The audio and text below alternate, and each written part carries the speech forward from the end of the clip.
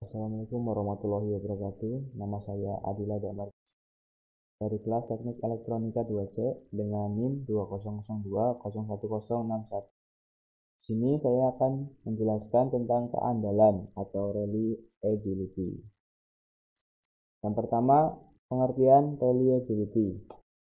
Reliability adalah probabilitas rancangan pada suatu komponen peralatan atau sistem untuk tetap mampu melakukan fungsi yang sesuai dengan rancangan atau proses yang dibuat.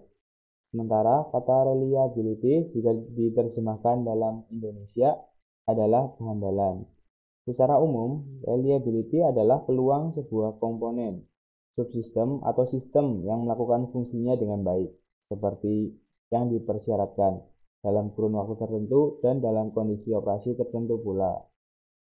Kemudian, perancangan sistem reliability memiliki karakteristik kekuatan tekanan komponen. Artinya, bagian-bagian setiap komponen peralatan dirancang supaya dapat bekerja dengan cara yang spesifik ketika beroperasi. Kemudian yang kedua ada tujuan reliability. Tujuan reliability adalah memberikan informasi sebagai basis untuk mengambil keputusan. Selain itu, teori reliability dapat digunakan untuk memprediksi kapan suatu suku cadang pada suatu mesin akan mengalami kerusakan sehingga dapat menentukan kapan harus dilakukan perawatan, pergantian, dan penyediaan komponen. Kemudian yang ketiga ada karakteristik reliability. Sebuah tes dianggap memiliki reliability yang baik apabila memiliki ciri-ciri sebagai berikut. Yang pertama, reliability adalah milik dari satu set nilai tes, bukan milik tes itu sendiri. Artinya, suatu tes dikatakan baik apabila yang pertama, dapat menghasilkan skor yang cukup akurat apabila tes tersebut diberikan pada kelas tertentu. Yang kedua, bisa jadi menghasilkan skor yang cukup konsisten bila diberikan pada kelas yang berbeda. Kemudian yang ketiga, atau ketika diberikan pada kelas yang sama pada waktu yang berbeda. Kemudian, suatu tes dikatakan reliable jika dua buah tes dilakukan pada jarak waktu yang berbeda dan menunjukkan skor yang tidak jauh berbeda. Yang ketiga, reliability dapat dinyatakan untuk dua atau lebih pengukuran independen yang diperoleh dari tes yang sama untuk setiap anggota kelompok. Kemudian yang keempat ada jenis-jenis reliability. Ada beberapa jenis-jenis reliability yang perlu Anda pahami. Di antaranya, 1. Stability reliability atau reliabilitas stabil. Jenis reliability yang pertama adalah mengacu pada waktu. Untuk mengatur stabilitas, tes dilakukan ulang terhadap variabel yang sama di waktu yang berlainan.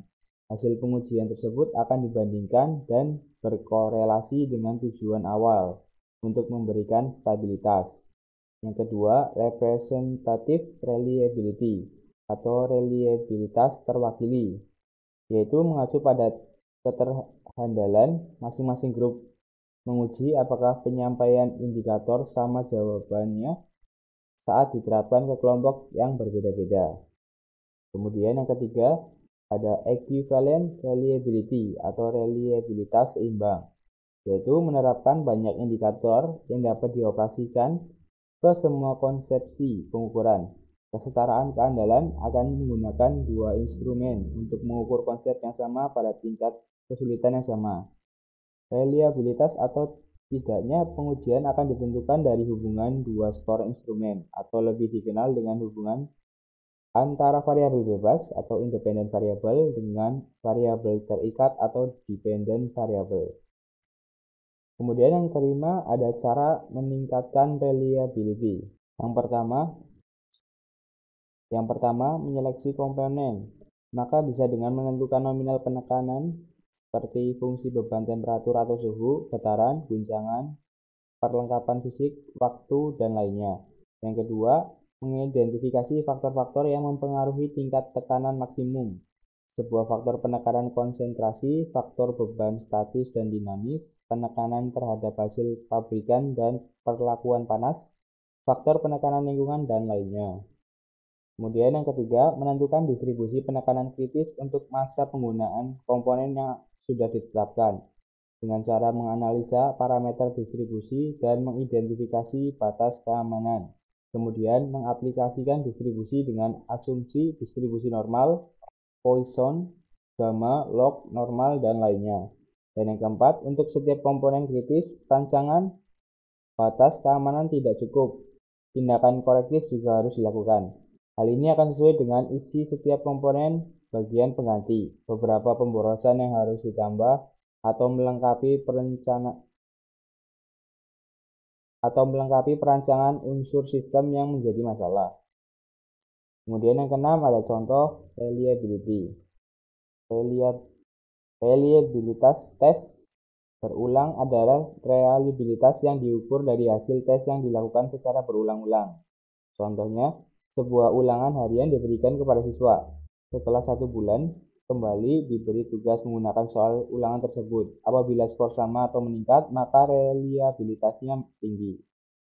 Sekian yang dapat saya sampaikan, kurang lebihnya mohon maaf. Wassalamualaikum warahmatullahi wabarakatuh.